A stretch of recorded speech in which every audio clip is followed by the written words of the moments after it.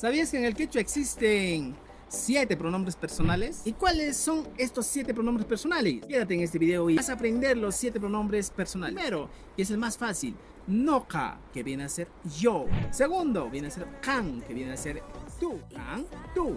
Y la tercera persona en el singular vendría a ser pai, que nos referimos a él o a ella. Ahora vienen los plurales, no canchis, que viene a ser nosotros, pero de manera general.